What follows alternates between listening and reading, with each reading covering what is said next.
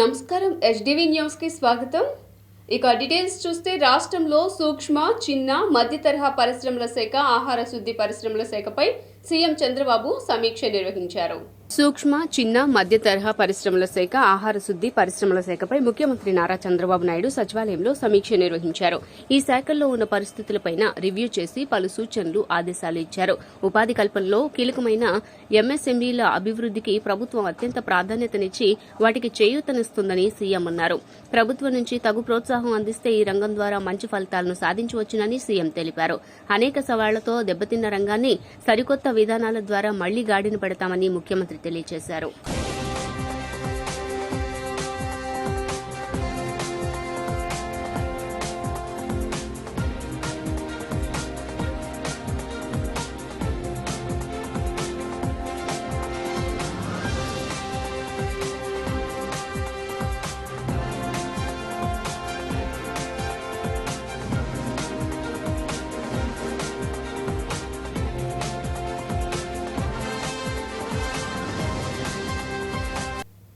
ప్రకాశం barrage వద్ద ఇరుక్కుపోయిన బోట్ల తొలగింపునకు జలవనరుల శాఖ అధికారులు అండర్ వాటర్ ఆపరేషన్ ప్రక్రియ 3 రోజులుగా కొనసాగుతోంది.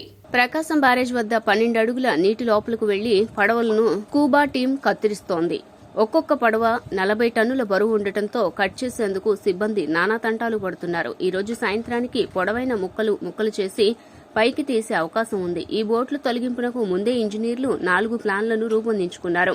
అందులో మొదటి ప్లాన్ అయిన క్రేన్ల సహాయంతో పైకి తీసే ప్రయత్నం విఫలమైంది. దీంతో తదుపరి చర్యలపైన సమాలోచన చేశారు. చివరికి 4వ ప్లాన్గా ఉన్న అండర్ వాటర్ ఆపరేషన్ అనే ఈ నిర్ణయానికి వచ్చారు. ఈ ప్లాన్ అమలుకు గాను విశాఖపట్నం నుంచి sea lion offshore driving private limited company నుంచి నిపుణులను రప్పించారు.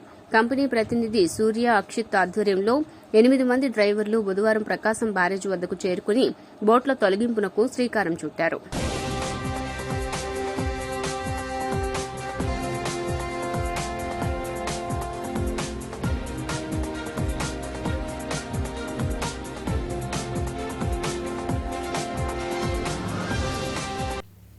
ప్రఖ్యాత డయాబెటాలజిస్ట్ డాక్టర్ యలమంచి సదాశివరావుకు ప్రతిష్టాత్మక పురస్కారం లభించింది.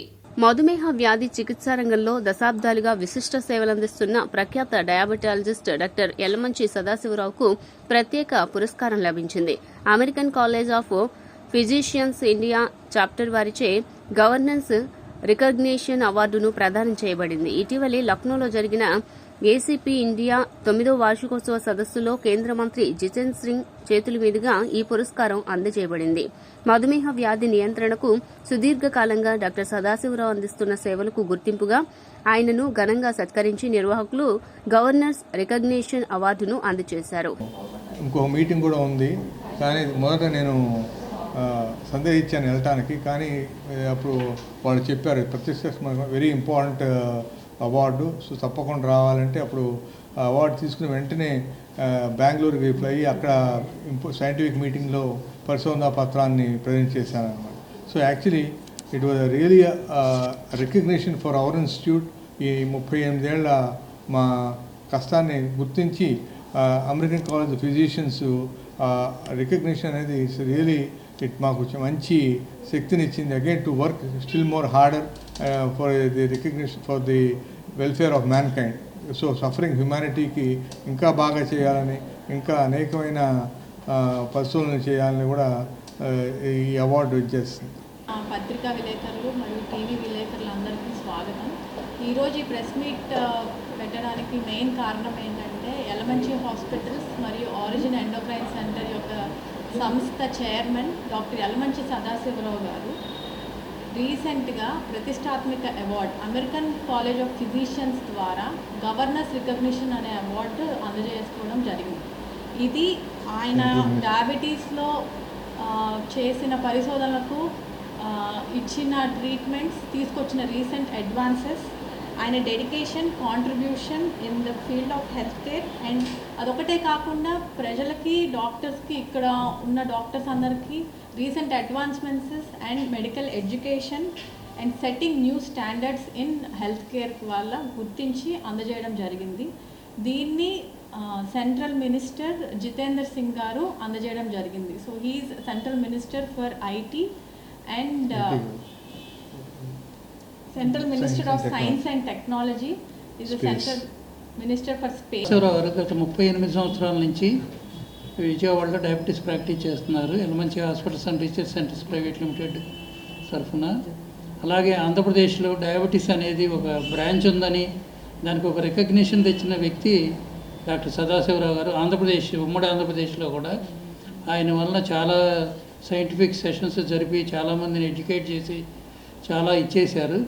దాని సందర్భంగా ఏంటంటే ఇప్పుడు అమెరికన్ కాలేజ్ ఆఫ్ ఫిజిషియన్స్ తరఫున గవర్నర్స్ రికగ్నిషన్ అవార్డు తీసుకుంటున్న సందర్భంగా 1974 బ్యాచ్ తరఫున రంగరాయ మెడికల్ కాలేజీ బ్యాచ్ తరఫున నేను సదాశివరావు గారిని సన్మానిస్తున్నాను. ఈ సందర్భంగా ఆయన వల్ల ఈరోజు చాలామంది డయాబెటీస్ ప్రాక్టీస్ చేస్తూ దానికి ఒక రికగ్నిషన్ తీసుకొచ్చారు.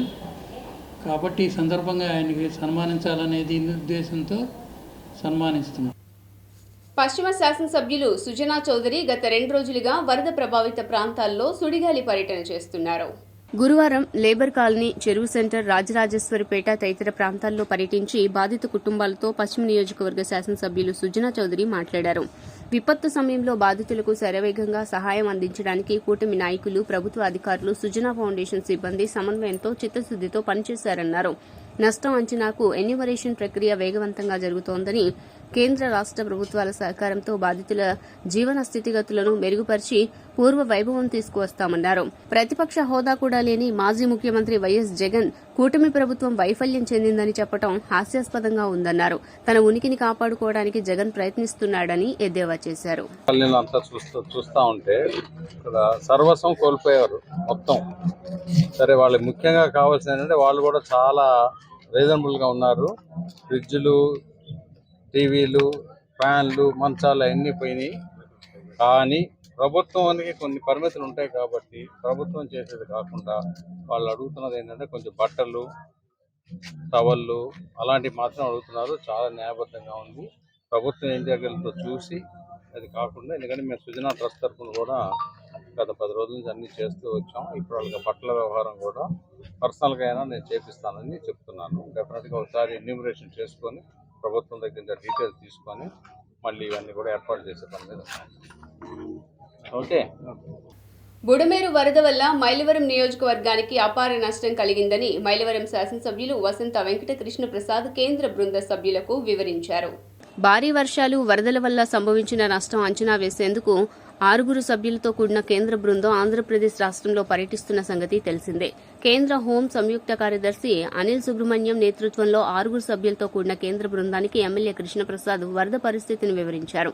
కొండపల్లి, శాంతినగర్, కౌలూరు గ్రామాల మధ్య బుడమేరుకు పడిన గండ్లు, వాటిని పూడ్చిన వైనం, ఇక్కడి నుంచి వరద నీరు పొలాలను, విజయవాడ నగరాన్ని ముంచెత్తిన వైనం గురించి ఎమ్మెల్యే కృష్ణప్రసాద్ కేంద్ర కమిటీ సభ్యులకు సమగ్రంగా తెలిపారు. వరద పరిస్థితి, నష్టం అంచనా ప్రధానంగా వ్యవసాయం, చెరువులు, హార్టికల్చర్, పశుసంవర్ధక, మత్స్య, పంచాయతీరాజ్, రోడ్లు, ఆర్ఎండ్బి రోడ్లు, నీటి వనరులు, గ్రామీణ త్రాగునీటి సరఫరా, పురపాలక, పట్టణాభివృద్ది శాఖల్లో సంభవించిన నష్టాలపై కేంద్ర బృందానికి సుదీర్ఘంగా వివరించారు.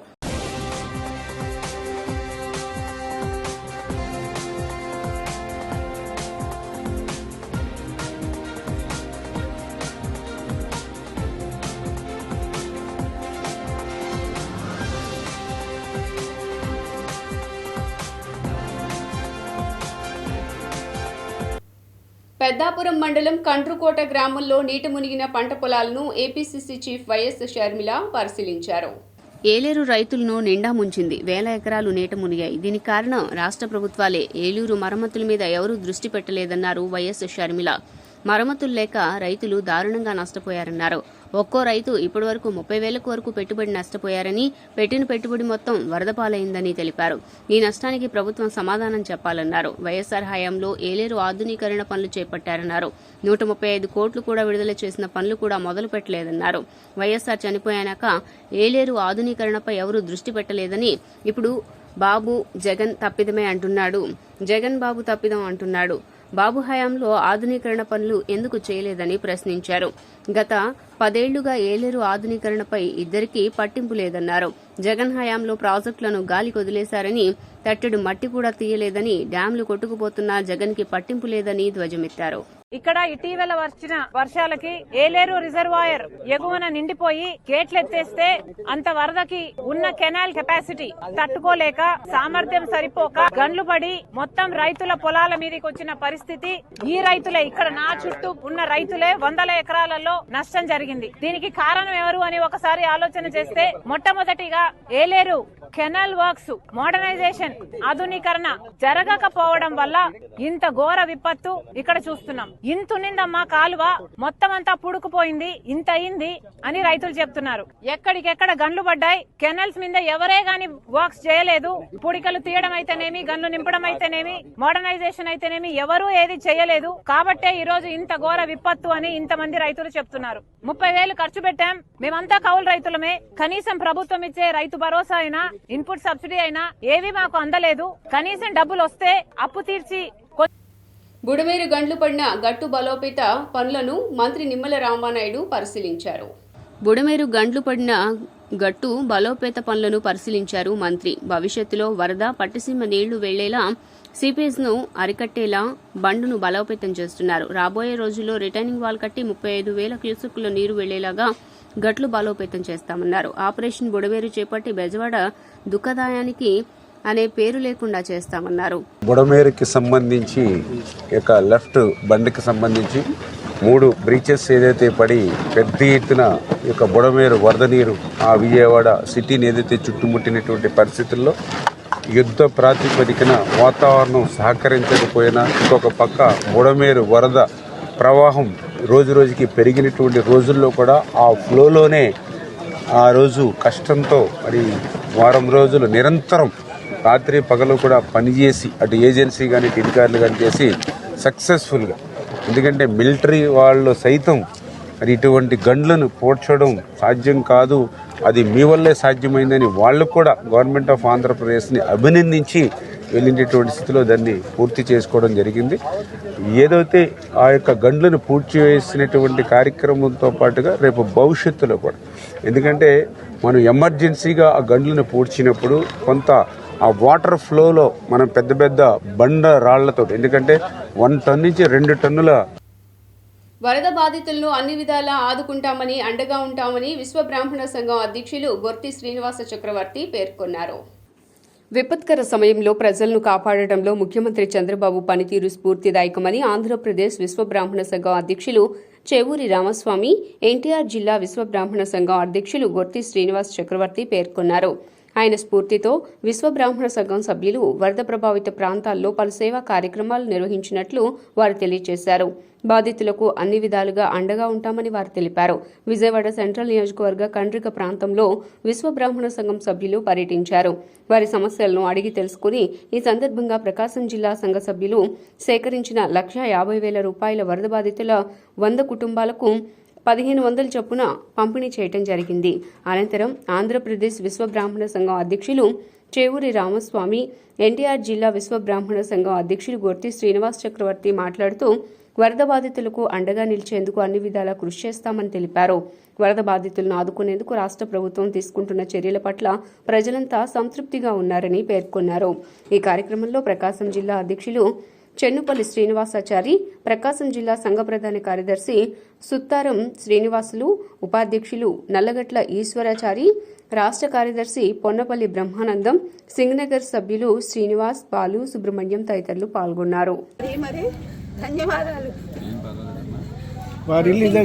ఈ పరిస్థితుల్లో నేనేమీ చెప్పలేను. అది మీరు చాలా సహాయం చేశారు. ధన్యవాదాలండి.